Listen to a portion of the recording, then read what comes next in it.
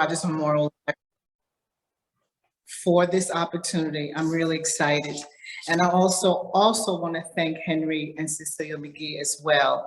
And I'm not going to tell the story. I thought about telling how it's all happened in detail, but I figured I'll let that go for another time. But I also like to thank the Museum Association of New York as well, who helped me incentive to do this actual Zoom Zoom virtual conversation. It was a little task that I had to do, and I thought it was such a great idea to do it with Alilia's and the Rogers Memorial Library. I had to do a thing with the library, and so this is the outcome. And I'm just really, really excited. And I also like to do a shout out to our Southampton African American Museum board and everyone who has joined today. And also, Alilia, I don't know how much more to thank you as well.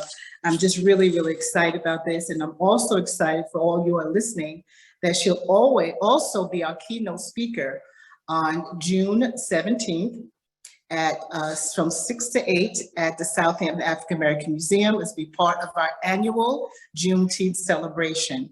It'll be a book signing and also a reception. So you're gonna have to come to get a book, okay? So I am going to start off with reading a part of the prologue. It says, as a pioneer of the modern cosmetic industry and the founder of the Madam C.J. Walker Manufacturing Company, Madam Walker created marketing schemes, training opportunities, and distribution strategies, innovations as those of any entrepreneur of her time. As an early advocate of women's economic independence, she provided lucrative incomes for thousands of African American women who otherwise would have been consigned to jobs as farm laborers, washerwomen, and maids. As a philanthropist, she reconfigured the philosophy of charitable givings in the Black community with her unprecedented contributions to the YMCA and the NAACP. As a political activist, she dreamed of organizing her sales agents to use the economic clout to protest lynching and racial injustice. As much as any woman of the 20th century, Madam Walker paved the way for the profound social changes that altered women's place in American society. And I really, really, really want to read that because it wasn't just about hair. It wasn't just about hair. And I thought it was really important. And that, I think that's why I've been so excited about reading this book and sharing tonight. And I'm gonna say, I read the book. I have to be honest, I had like maybe 2 more chapters left, but I read enough of it, trust me, to have be prepared for tonight. And as a journalist, I want to ask you, as a journalist, in this intense journey, you explored revealing unknown and untold social and historical moments in the 19th and 18th century. And it appears, with no surprise, that though overall the Netflix movie was good, but a bit inaccurate, more Hollywood dramatized. So what was the most challenging gathering information for the book? What was the most challenging for you? And tell us the various resources and how long did it take you to compile all that has been written in On Your Own Grounds, the life and times of Madam C.J. Walker. Well, Brenda, it's really great to be with you. And thank you for setting the stage with that paragraph, because it is the reason that I'm interested in Madam Walker and that I've been able to sustain my interest in her is because she is so multidimensional. And, you know, when I grew up, my mom was vice president of the Madam C.J. Walker Manufacturing Company. So I would go with her to her office in Indianapolis and see that when she would go into with her typewriter and adding machine before computers and calculators. And then I would visit the ladies who worked in the factory. So I grew up, you know, knowing about Madam Walker and knowing that there was a hair care business, but my real passion was writing. and I wanted to be a journalist. That's what I ended up doing. But things began to change for me, and my interest began to develop when I was in graduate school at Columbia in journalism. I had really not been all that interested in Madam Walker. I was really interested in her daughter. I wrote a paper in high school about the Harlem Renaissance because she had known the writers and artists and musicians who I was just beginning to discover in the late 60s. But Madam Walker was more complicated. But when I was at Columbia, my advisor, Phyllis Garland, the only Black woman on the faculty at the time, recognized my name, Alelia, with its unusual spelling. And I was not telling people I had any connection to Madam Walker, but I think Phil knew that there was a connection. And during our conversation about my master's paper, what my topic would be, I did what I'm sure many graduate students do, and they give cliched, uninteresting, undoable topics. And at the end of the conversation, Phil said to me, "Your name is Alelia. Do you have any connection to Madam Walker and Alelia Walker?" And I said, "Yeah, that's my family." And she said, "That's what you're going to write about." So that put me on the path to really trying to do the research about her. And, and it has been, almost a 50-year journey. But what was fascinating for me is finding these other dimensions, because if it had only been about hair, which was amazing. I mean, she started a company. There's no, that employed thousands of women. That's no small thing. But it was the other parts of her life that made her interesting. And we are fortunate. You asked me what my sources were. We literally have 40,000 documents, photographs, letters, business records. That's really quite unusual for a Black-owned business or a women-owned business. And that was the, sort of the foundation of my research. And then I traveled to more than a dozen cities and interviewed some of the people who were still living. So I had lots of material, too much material, but really fortunate to have it. I want to say, I think it's awesome that material was saved, because just as on the side, even starting this museum, I was looking for pictures and, all that stuff to enhance the museum. And, I wasn't able to find a lot that I wanted to find. So I think it's great that you had that much. And who was it that saved all this great information? Well, combination of things. And so we have to talk some more later, and maybe when I'm there, just about encouraging people to save family letters and photographs. Yeah. When you don't have that, you aren't able to tell the story. But a combination of things. My grandparents saved a lot of things. Alelia Walker's books from the Dark Tower were in my grandfather's apartment when I was a little girl. He was a lawyer, so he knew about saving materials. There were letters, there's silverware, china, those kinds of things that were family things. But I think part of the reason that Madam Walker is still remembered and that we can tell her story is because she was really smart about her C-suite. Her attorney and her secretary and the manager of her factory were all people who really understood, I think, the gravity and the importance of what the lives that they were living, and they kept these records. So in the 1980s, her secretary, who had started working for her in 1914, was still living, and she had all of these documents that were in the building, in the Walker building, and we donated them to the Indiana Historical Society. But that was just a stroke of luck, because they could have been destroyed, as things often are. A building is closing, people just throw things out. But there was this sense of, we have these really important papers. As a journalist, I know it's important to be accurate, and most of all, it's important to tell all the truth. This was a family story, and sometimes we want to protect family, and we're stricken to what happens in Vegas stays in Vegas, that kind of thing. So this book seems to have stepped a little bit out of Vegas and really shared the truth. And I want you to tell us why you took that route. Right. It's so interesting to me, people who feel that they have to protect, secrets. And, secrets can be very destructive. And I understand some people they don't want to tell their stories, but Keeping secrets from one generation to another, I don't think that's ultimately very healthy. It's like, it's good to tell It them. is not. I agree. But I am fortunate in this way. When I was at Columbia, that was the fall of 1975. And, just coincidentally, my mom was really quite ill. My mother had lung cancer and it was terminal.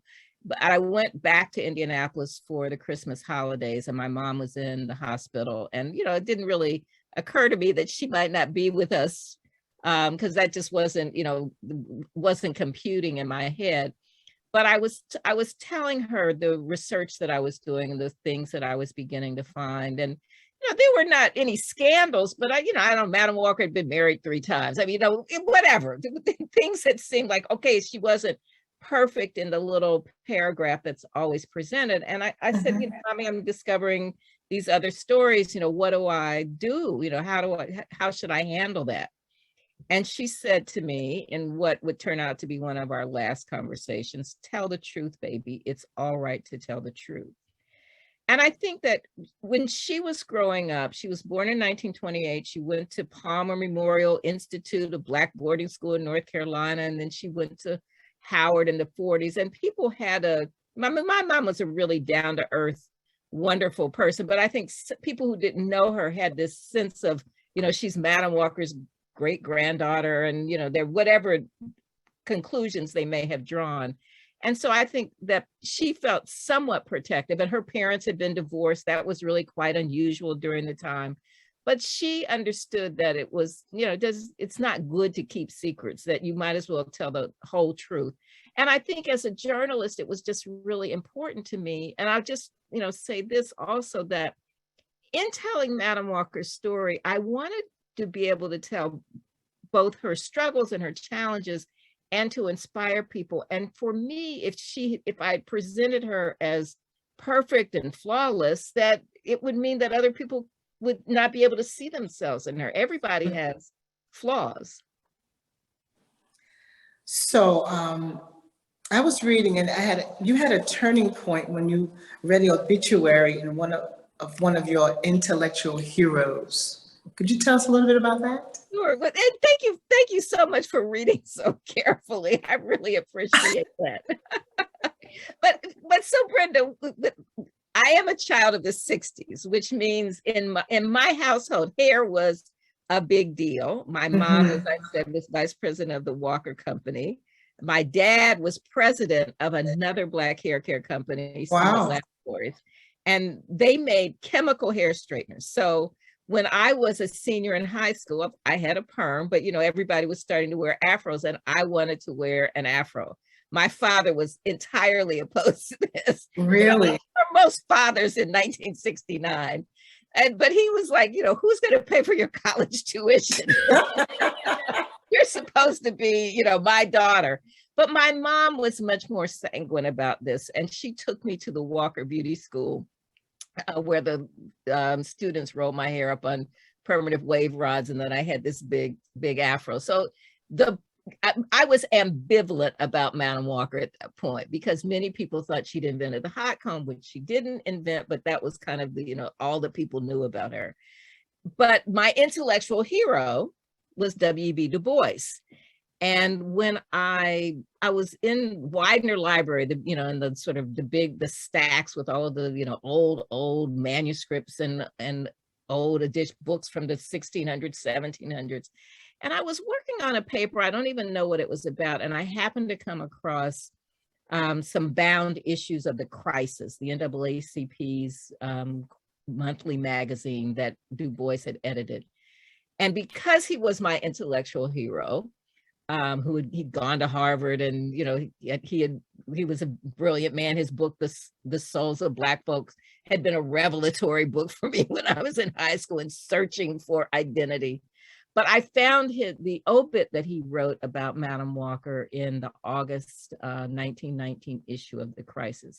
And in that obit, he had great things to say about her. So I kind of am like, oh, well, if my intellectual hero evaluates her in this way, then maybe I need to examine this more closely. So I just filed that away. And and years later, that came back to be an inspiration for me. In your own words, who was Madam C.J. Walker? An amazing woman who first child in her family born free on the same plantation in Delta, Louisiana, where her parents had been enslaved. And by the time she died in 1919, she was a millionaire who employed thousands of women, gave women economic opportunity, and used her wealth and influence to make a difference in her community. A person who had been an orphan, who had been a washerwoman until she was 38, but who had also been mentored by other women, by the women of St. Paul African Methodist Episcopal Church in St. Louis.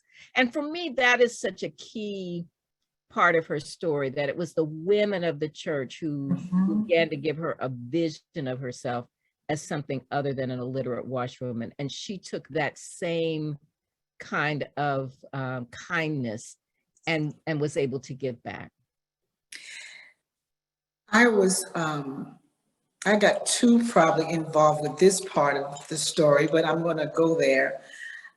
She experienced a lot of dangerous encounters. And even I read when I was reading about the advertising they were doing and how they were calling things they were saying about the hair and how they were saying the things about, basically it was saying, this proof, let me read what I'm going to read what I was going to say that here. During slavery, black skin, coiled, kinky, woolly texture hair, whites used this as a proof of their discriminating excuse to reign more superior, to belittle people of African descent, that they were more animal than human. I was really taken back from a lot of this, and even the advertising. So I don't know if you want to touch a little bit about all of that and everything. And I feel like all she went through, she was so determined. I mean, so many things I read, I was like, she was a powerful, strong woman. Well, that it's so interesting. In in the same section of Widener Library, where I found those issues of the crisis, there were also some of those pseudoscience books from the 1800s where, so-called European scientists were writing about people of African descent and trying to make the case that we were less than human. And so there were, many books that were written and many articles, and it was justifying slavery and justifying keeping people enslaved. So those kinds of things have always been a part of how we've been defined. And, they are part of this, deal that we're going through now with the Great Replacement theory. It's like, if you can convince yourself that somebody else is less than human, then you can treat them badly. Exactly. So, and that was absolutely what was going on. As Black people were coming out of slavery through Reconstruction, there was always a backlash to whatever progress was being made. And, and we know that it is often about economics. It's, Tulsa is an example. I'm reading a book right now, The Bone and Sinew of the Land, of free people of color who were settling the Midwest. And as they had farmland, they were chased off their farmland. Anytime people were prosperous, there was a backlash to make them less than human, to convince themselves that we were inferior. And I can't help but also say, when I was reading this book, how relevant it is now. Gentrification. I mean, I go to St. Martin, and they're trying to take people's land there. I mean, it's just, I'm not going to go there. But I will say that there was one part that I read that I had to write down, and I'm going to share it. And then we're going to move past this. It says, turn the skin of a Black or brown person 4 to 5 shades lighter, and mulatto person perfectly white. Something about that kind of disturbed me a bit. But they were talking about the advertising, Lilia, that's what they were talking about, the advertising of all of that. And, but let's get back down to the real reason why Madam C.J. Walker invented the hair product. Could you share a little bit of that, please? So, as I said, a lot of people, if they knew anything, I would say 10 or 20 years ago, if anybody heard Madam Walker's name, they would say, oh, Madam Walker invented the hot comb. So that, I was like, oh God, please, if I do anything in life, it is so I can stop people from saying that, because she didn't invent it, and it had been around, though she did use it. But what she was really addressing was something that was very common at the time. So, at that point, 90% of African Americans lived in the South, most in rural areas. People were farm laborers. So this is pre-Great Migration, even pre-World War I migration. And that meant most Americans, Black or white, did not have indoor plumbing or electricity. So hygiene was very different. And so we could imagine if you can't jump in the shower every morning, what that means. But a big consequence of that is that people wash their hair very infrequently. And they had really bad dandruff and scalp infections. And so she was one of those women, and she was losing her hair. And that was really her motivation. Her brothers had been barbers, and they knew something about hair, but she was really trying to solve this problem of hair loss. And so she sold products that were made by Annie Malone, who became her big rival. But Annie Malone was not the first person to make these products. This formula was around in medical textbooks and pharmaceutical books long before that. But it was the combination of washing your hair more often, then applying an ointment. There you go, applying an ointment that was like Vaseline that had sulfur in it. And sulfur is a centuries old ingredient that heals skin infections. I want to also talk about, you mentioned earlier the importance of the church and the mentoring and the empowering of women. I just think that was so, I guess I can relate to it because I'm about community, and I know how important it is to have community. And so many things in this book really touched me personally. But if you can share a little bit more about the importance of the mentoring and the church that helped her out in so many ways.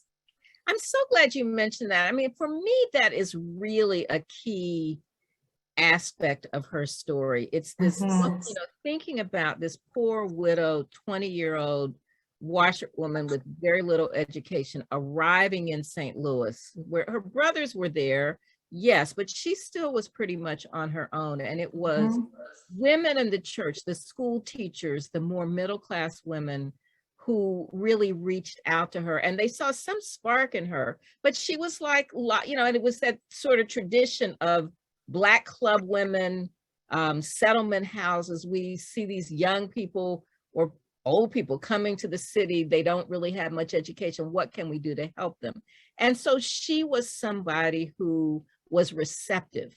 She had to work, away from home. So her daughter stayed in the colored orphans home during the week while she worked. But those women of the church made sure that her daughter was in school. They made sure that she had a good enough voice to be in the choir, that she was in the choir. So they were really looking out for her and helping her see that she could have a better life.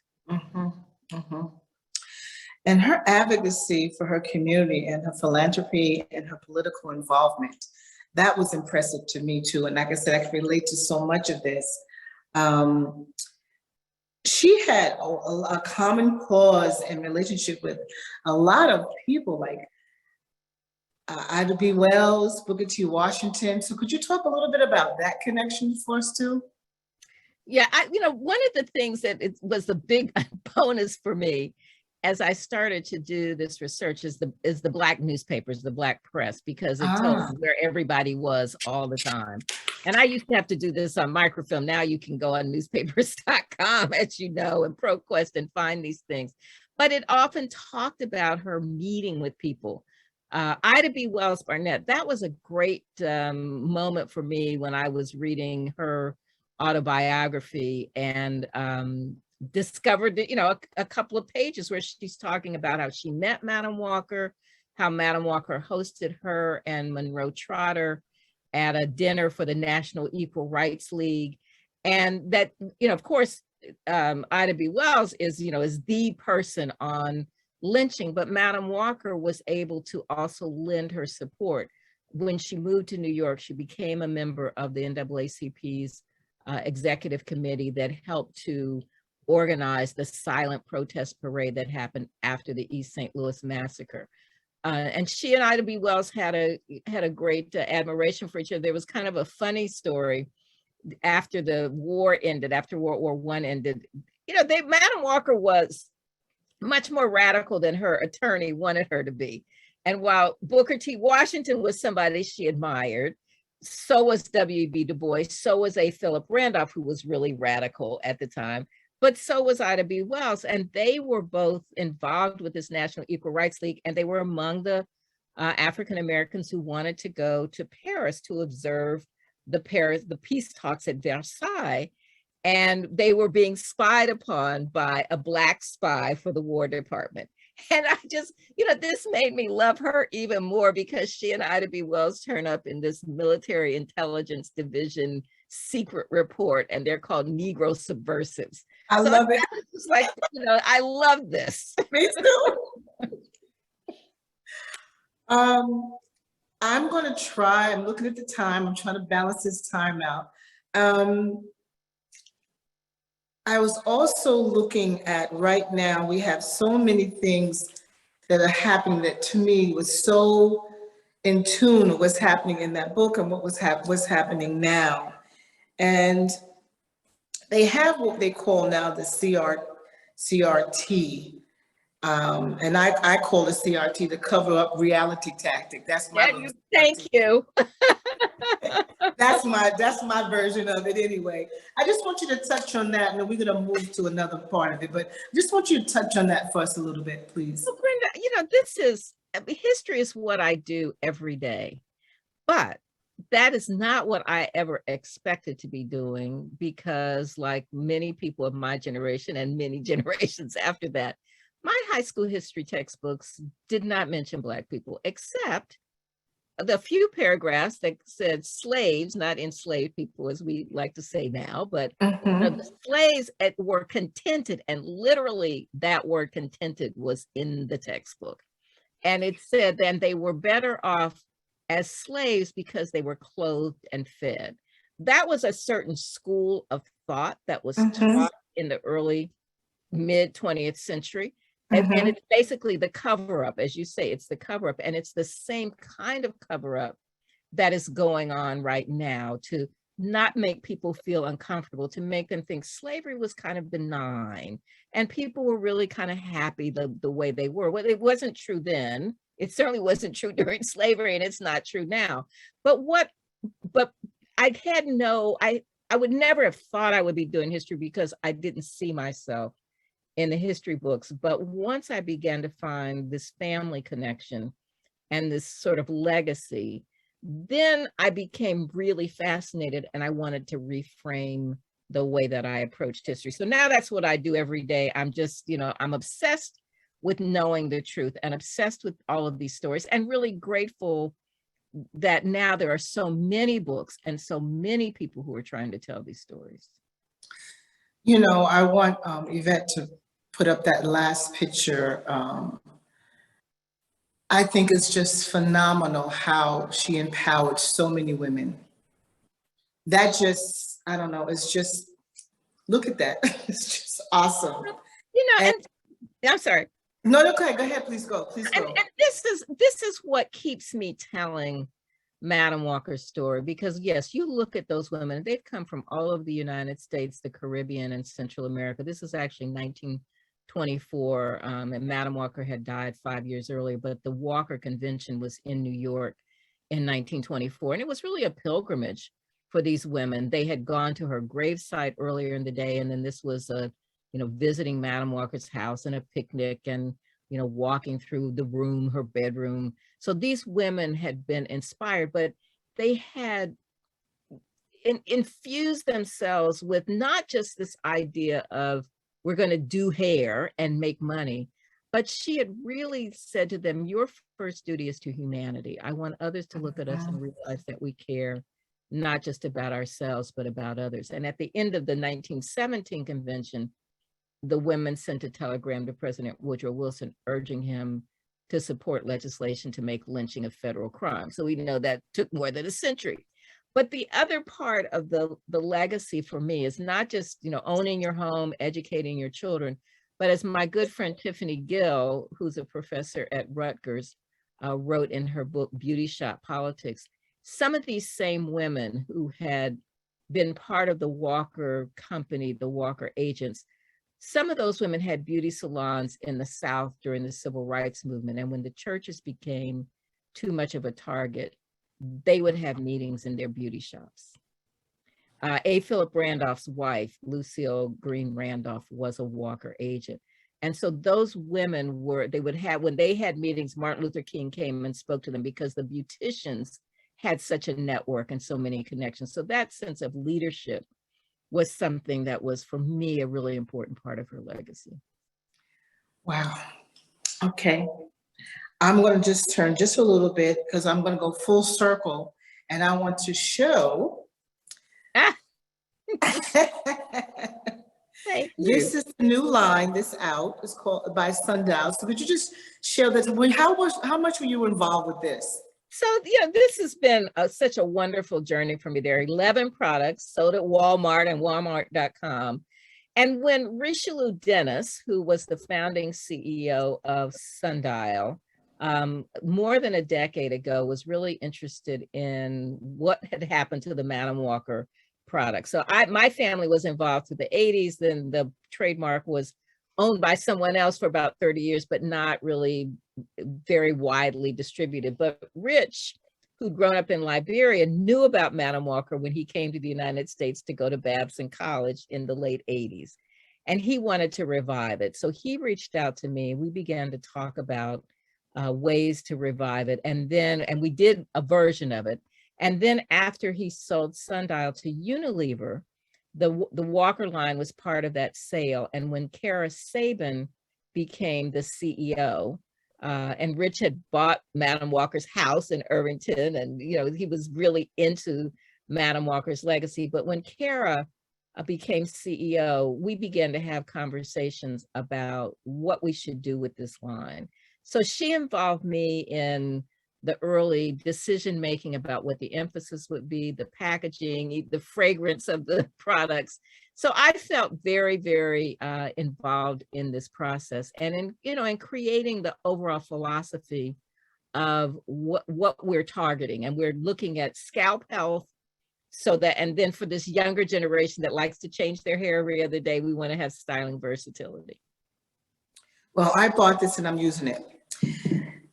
And last but not least, we have to talk about your book that you're writing now, The Joy Goddess of Harlem, Olivia Walker and the Harlem Renaissance. I'm like itching. So please just share a little bit. I think we have maybe 5 minutes or so, and then we're going to open up for questions. But I can't wait to read this book. So go ahead. Brenda, this is anybody who knows me knows I've been working on this book a really long time. Now I have, life. I've had other things that I'm doing, but I'm almost finished. I'm editing the last 5 chapters.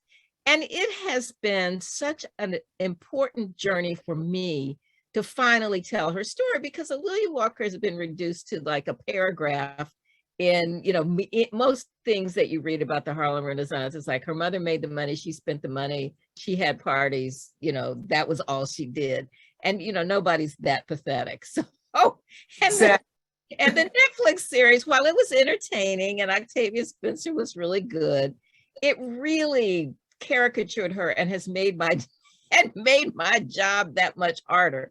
So I really can't wait for it to come out so I can talk about these many dimensions, both her interesting life, her international travels. She went to Paris and London and Rome for the coronation of the Pope and met with the Empress of Ethiopia, just all kinds of interesting things. But also she was much more a patron of the arts then I actually knew when I was writing on her own ground. But because I've had the benefit of another 20 years to really do the research and do the deep, verification of and citations of all of these things, to really discover just the role that she played in bringing people together in a way that really nobody else was doing. So you're not going to tell us some of the people she hung out with, huh? Oh, We, hey, oh, we want to leave. We want to leave that. yeah, well, it's such a wide, it's everybody. And it's Countee Cullen, it's Zora Neale Hurston, it's Langston Hughes, Yes. Wally Thurman. I mean, the literary crowd. But those were younger people. Those are lied about her age a little bit, but basically, by and large, those names that we know from that era, those are the younger folks. But the people who were more her age contemporaries were people like James Reese Europe, who introduced jazz to Europe. Yes. Ada Overton Walker, a lot of the well-known actors and musicians of the time, those were her good friends. So her parties always had live music. But the other part that she played, because she was really the first Black heiress and in Harlem, who had 3 homes, an apartment on Edgecombe Avenue, a townhouse on 136th Street, and a mansion in Irvington, she was really the only person who had a place where you could have parties in the way that she did it. Other people lived on Strivers Row, had great homes, but she had this sort of expansive canvas. And that meant that she also became a magnet for a lot of the, well-known white writers and people who were traveling from Europe. So her places were really a gathering place with an international crowd, as well as a lot of African Americans. Okay, I think I'm going to Sila for a moment, and I'm going to ask Yvette if she would like now to vet some of the questions. And so I'm looking at the time, it's 7:45, and I'm just trying to be mindful of the time. Sure. We do have someone who has their hand physically raised, which I'm okay with allowing them to speak. Yeah. I'm not sure if that was a mistake. Let's see. That's someone named Anita. That may have been a mistake. No, if it's Anita, it might be Anita Farrington. She might be a part of our board. Yes. Anita, I think you can go ahead and speak if you wanted. Hi, good evening. Can you hear me? I can. Yeah. Oh, wonderful, wonderful. First of all, what an amazing, amazing presentation, and I cannot wait to meet you. Thank you so much, Brenda, because these questions have just been stunning, and I can't wait to read the book. So here's my question.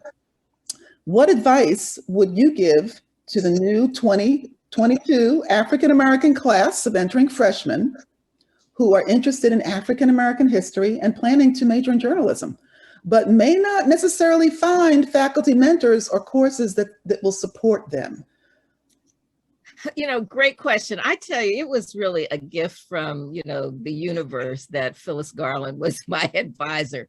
Because if I'd had anybody else, they would have just thought, oh my God, isn't that kind of weird that she has a name that has an apostrophe and 2 uppercase letters? But it was a godsend that Phil was my advisor. But I think young people today have so many more options. Whether you can send somebody a note on Instagram if you want to be in touch with them, and everybody won't respond to you. But I think it's so possible to find mentors. I don't want to put myself out there and say that I answer every email because I'm behind on email. But I do often, get questions from people who are working on dissertations or doing projects. And it's always a joy for me to be able to, to assist them. So I think if somebody is a freshman entering college, if they will find somebody, whether it's a graduate student, but they, go to the book signings, go to the lectures and find kindred spirits. I don't think there's any lack of opportunity, and they're not as isolated as we might have been, 50 years ago. Thank you. I see there's a question from a Marianne who is interested in knowing why Madam C.J. Walker changed her birth name from Sarah Breedlove to Madam C.J. Walker. Oh, that's a great question. You know, there's things that I've told the story so many times, or that I forget some like really basic things. And so she was born Sarah Breedlove on this plantation in Delta, Louisiana in 1867. And her first husband was Moses McWilliams. That was the father of her daughter, Lelia, who later became known as Alelia. She married a second time to a man named John Davis, who she tried to erase from the record, but he pops up later. But her third husband was Charles Joseph Walker, who she had known in St. Louis. He sold newspaper ads. He was a newspaper man. And when she moved from St. Louis to Denver, where she had a widowed sister-in-law and nieces, she was trying to get away from John Davis. Charles Joseph Walker, who she had known in St. Louis, moved to Denver and they got married. And there's some ads from her early days there where she's calling herself Mrs. C.J. Walker. But she adds the madam. It's a bit of an affectation. It's a nod to Paris, which was the fashion and cosmetics capital of the world even then. But it also was a title that was used by business women. So if you look in old newspapers, you'll see if somebody's a seamstress or a caterer or an opera singer, they would put that madam on the front of their names. And I will also say, as we know, there were people who had illegal businesses who used that title. It looks like we have another hand up. Let me just give them permission to speak.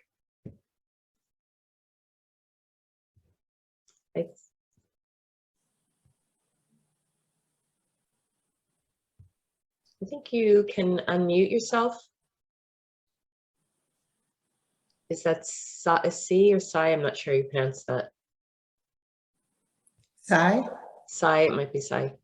That's my girl from St. Kitts. What about now? Can you hear me? We can hear you. Okay, sorry about that. I had trouble unmuting.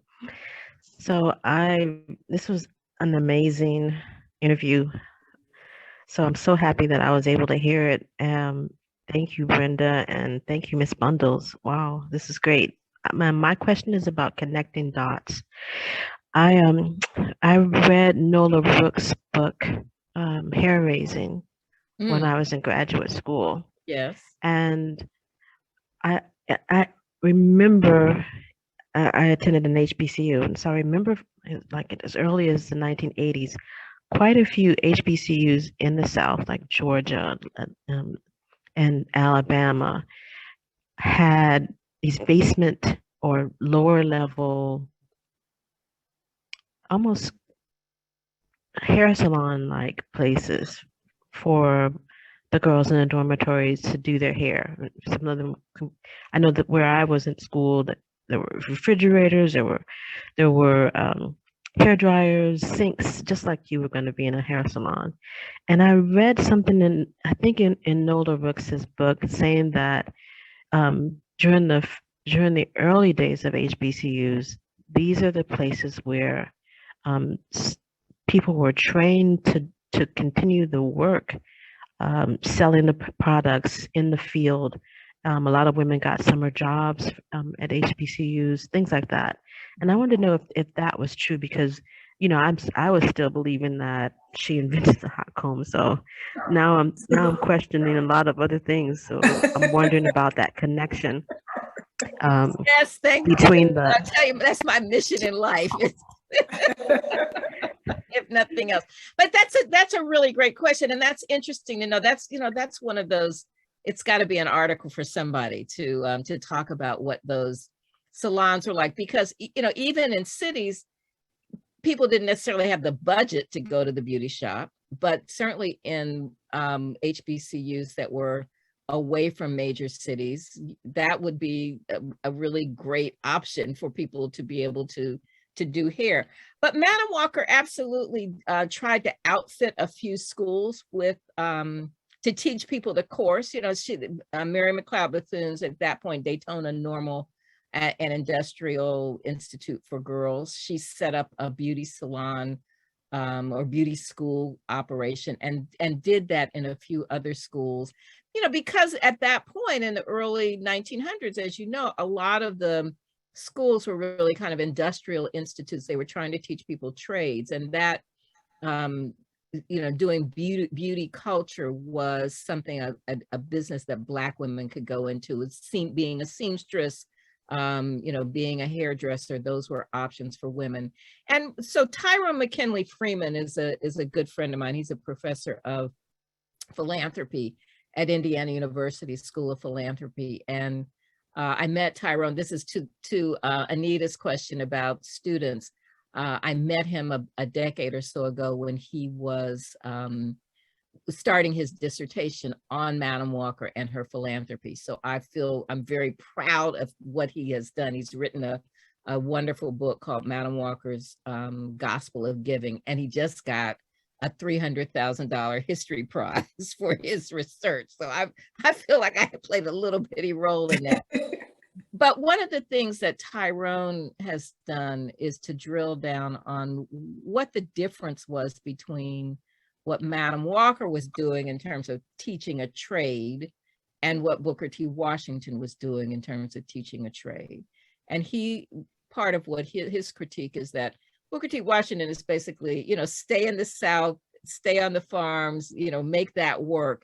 And Madam Walker was addressing the fact that African American women especially were migrating to the cities, and being a hairdresser and having your own income and not having to work as a maid, a live-in maid, gave you much more independence and allowed you to be with your children and to make your own money. That's part of the reason the beauticians could help finance the buses that went to the March on Washington, is because it was their own business. They were not beholden to somebody else.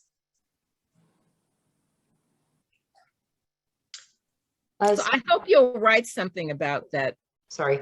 That experience in the salons in the HBCUs. That's a dissertation for somebody, or at least a master's paper. I mean, it's one of the most memorable experiences for me from university days, because on Friday nights, Saturday nights, getting ready to go someplace to an event, to the NAACP balls, no matter what, everybody would still be down in that basement, and the school didn't skimp on it. And I just wanted to know if that connection was there, when she outfitted, like you were saying, some of the HBCU salons that they had. And it seems like she made it into a tradition. I know that a lot of the new dorms were built with that same space for the girls in the lower level. That's really a great story. It's both Noliwe Rooks and Tiffany Gill would love to know those stories. Thank you, Sai. Thank you.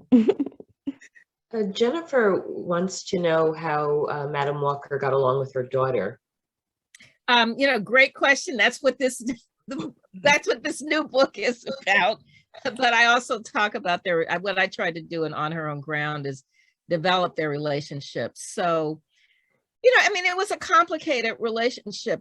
A great part of Madam Walker's motivation, like most mothers, was to try to make her daughter's life better. But she became this larger than life person. And as often happens, if you're driven, sometimes you neglect some of the other parts of your life. But also, if you are the first African American woman millionaire, or one of the first women millionaires, that means it's really hard for your child to live up to who you are. And that's still the case, that it's really you can overshadow someone or have outsized expectations for your child who is not you and who is not going to do exactly what you want them to do, no matter who you are. So it's complicated. But their secretary, the one I mentioned, who went to work for them in 1914 and who was my neighbor when I was growing up, was one of my best sources. And now she had kind of a jaundiced view, because she revered Madam Walker, but A'Lelia Walker was off in Harlem, what she saw, having a good time where they were while they were toiling in Indianapolis in the office. But I said to her, I said, well, what was their relationship like? And she said, fire and ice. And then she said it again, fire and ice. They loved each other dearly, and they sometimes fought fiercely.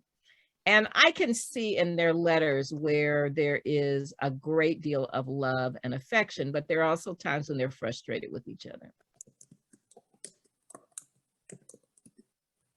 And there is another question, which is sort of a compliment also, but they're asking if anyone else in your family has as fascinating a story as these two ladies. And then she says, maybe your mom or maybe you. Yeah, well, I'm not writing about me. I do a little bit, but I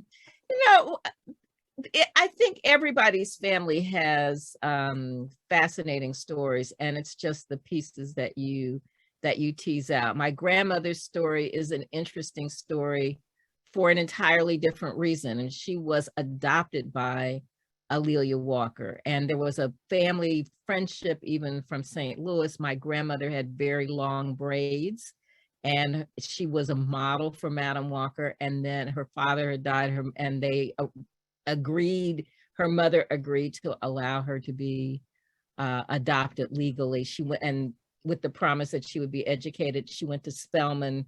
She graduated from Spelman with honors, I'm happy to say, in 1920, and worked with the company and ultimately became the president of the company. But it was kind of a Black Cinderella story that's really unusual.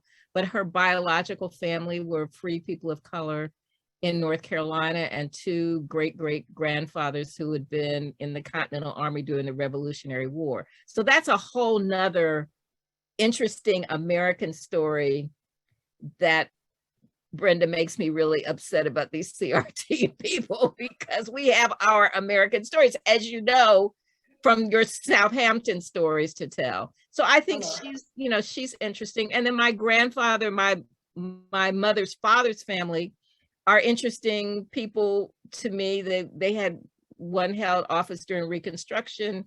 I just find, Skip Gates's show is something that a lot of people have seen, where people discover all of these fascinating things they didn't know about their family. So I just think everybody's family has these characters, these people who have fascinating stories, but it's a matter of doing the research.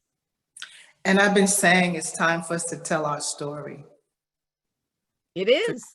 For sure. And that's what you're doing, to be able to, every community has fascinating Black communities. Any place there were wealthy white people, there were always Black people who had to be there to help them take care of themselves. Yes. But we also were doing our own thing, but we are everywhere. Our story is infused in American history. Absolutely. Yvette, we have more questions, or do we have a time limit on this or no? I don't think there are any more questions. Okay. None that I see, and I don't see any hands up. So I see something. Somebody says, what are the most striking inaccuracies of the film? Oh, So come to the lecture. Come to Juneteenth and we'll talk about it, but I'll give you a few headlines. Octavia Spencer was great. I thought she embodied Madam Walker. But the Booker T. Washington character was such a caricature. Madam Walker and Annie Malone were rivals, but they just really were they made this into a cat fight between two women. Their rivalry had nothing to do with skin color. Annie Malone was like a cocaine addict. It was just stuff that just wasn't true. A'Lelia Walker did not have a girlfriend named Esther. So, it's just like, how much more can you distort history? But it was entertaining. People want to know more, and so I hope they read the book. All right, I think we're going to end this. I'm going to ask one last question. What would be the takeaway you would want people to have resolved after reading On Your Own Grounds, The Life and Times of Madam C.J. Walker? You know, just what an amazing generation that was. Madam Walker was part of the generation that was Ida B. Wells and Booker T. Washington and W.B. Du Bois and Mary McLeod Bethune, that what these people were doing, that first generation out of slavery and the institutions they were building, that we, you know, can really take a great deal of pride in that. And she is a singular person, it is true, but she is very much a part of this very rich history that we have and the legacy that we have. And before I turn it over to Yvette, I just want to remind everyone that the Southampton African American Museum's annual Juneteenth celebration will be Friday, June 17th, and you will see yours truly there. Miss Alelia Bundles will be our keynote speaker. And that will be from 6 to 8, and will be a book signing afterwards. So you have to come and get your books, and it'll also be a reception as well. And then Saturday, the next day, we have an all-day event with Halo from DC. They're all Black barbershop quartet group. And we'll also have Rum Punch reggae band also. And also all-day barbecue, Juneteenth style. So you must come. That starts from noon to 5. So Yvette, I will let you end us. And thank you, everyone. Thank you, Miss Alelia, for being here. And I feel like I already know you. I feel like I already know you. You've already made me feel welcome. Our emails are full of great information. Yes, thanks. And just thank you so much to both of you. This was, to me, one of the best interviews we've had at the library. I've been here 16 years, so I'm not making that up. Oh, thank you. Thank you, Alelia, for your time. I know you are very, very busy, so thank you for coming. Total pleasure. Thank you. Brenda, and thank you, Cecilia and Henry. Hello. Yes, thank you, Henry, Cecilia. They're there somewhere. And thank you all for coming. And I hope you enjoyed it, and I hope you'll all join the Juneteenth celebration. That should be really great. Good night, everyone. Cool. Bye-bye.